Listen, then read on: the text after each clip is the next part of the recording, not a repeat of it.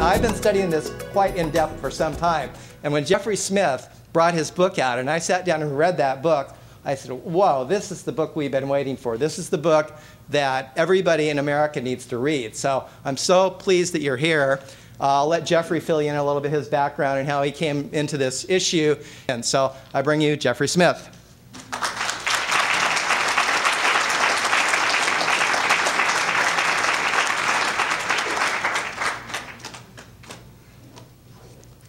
Hello, everyone.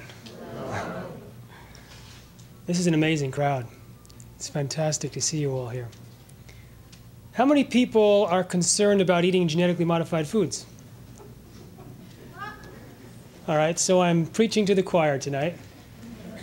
I say I'm arming the choir. How many people try to actively avoid eating genetically modified foods? Wow. Now keep your hands up for just a second. Now, keep your hands up if you know which foods are genetically modified. I find that amazing. So many people consciously try and avoid it, but they don't know which foods are. And that, by the way, Craig Winters is your champion. He is the man in charge of the labeling campaign, the big labeling campaign on Earth in the United States. Let's give Craig a big hand. He's a hero.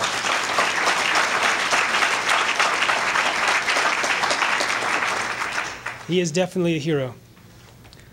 And how many people were born and raised in Florida? I just wanted to find out. That many, huh? Both of you. So I'm going to talk about the dangers of genetically modified foods and the cover-up of those dangers. And people have all sorts of reactions to this information. Now, you can choose which emotion you want to respond to, but I would like to encourage you to take that emotion and convert it into energy units. Maybe that energy unit or that action unit takes the form of filling out your letter to the congressperson and passing on the rest to the other 5. Maybe that action unit takes the form of being more vigilant in actually avoiding genetically modified foods and studying the issue more closely. I invite you to sign up also for my electronic newsletter. By the way, Craig's is fantastic. It's every week. I read it every week. And mine is a little more semi-wheneverly. Whenever I get back from some trip, I'll put together a journal of what happened. But I invite you to sign up for that also. But whatever you do tonight, you can choose to make this night a turning point in your digestive life. You can choose for tonight to be a turning point in your choices. And so you can take that energy, whether it be fear or anger or sadness, and you can flip it. And you can flip it to the energy of empowerment, the energy of I'm in charge of what I am eating, and I choose not to be a victim. I choose not to be told by the biotechnology companies or their Washington branch, the FDA, what I am supposed to eat. I can choose for myself.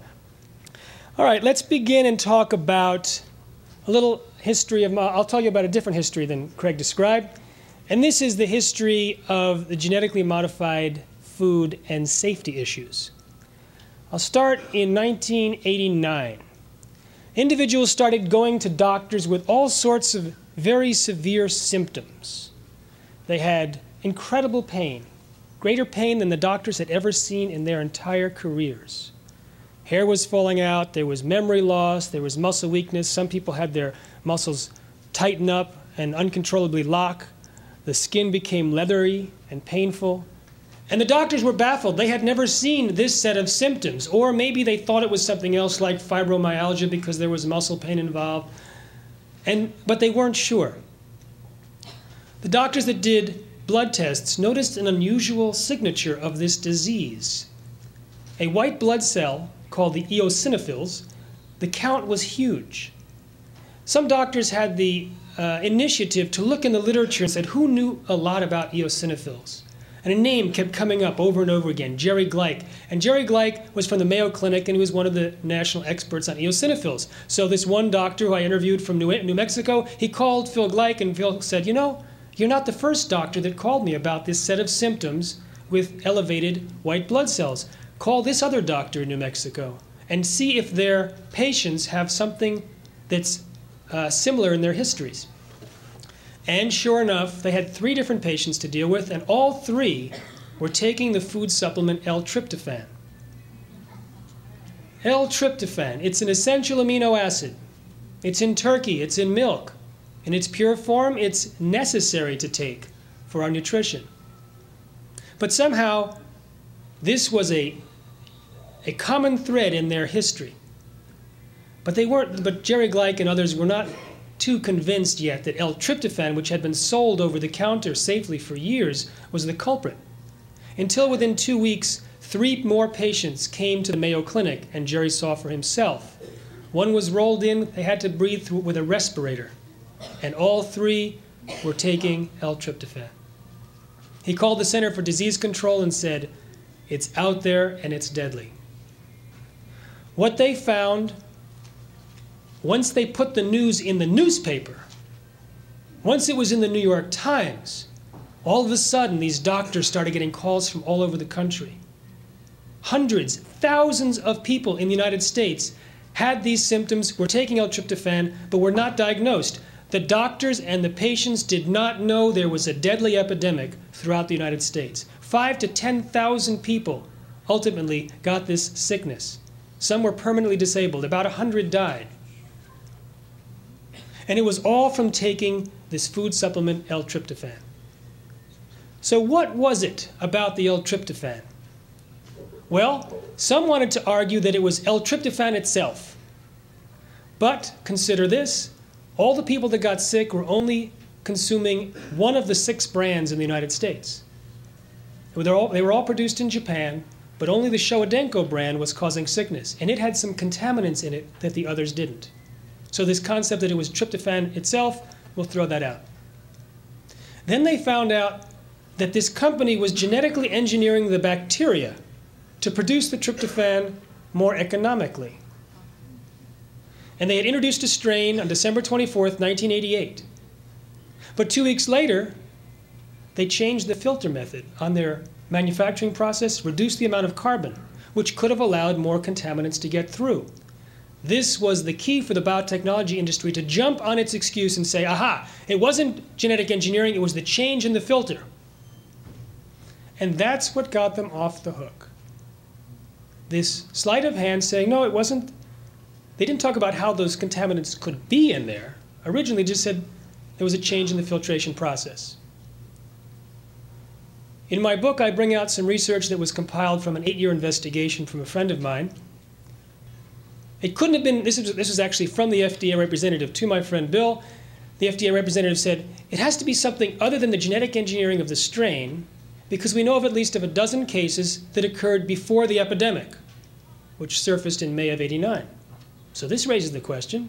And the person from the FDA said, so it was before the genetic engineering of the strain, which was introduced in December of '88.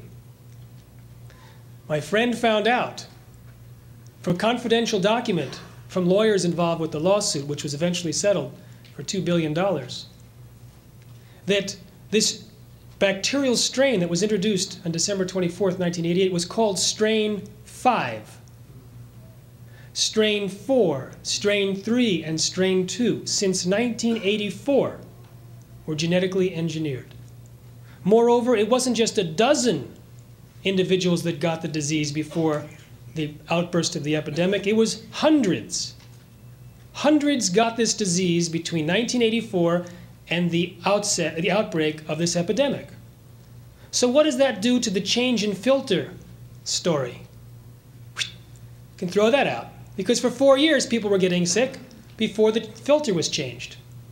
But only from the genetically modified bacteria produced by Showa. So it's almost certainly the genetic engineering of the strain which caused the problem.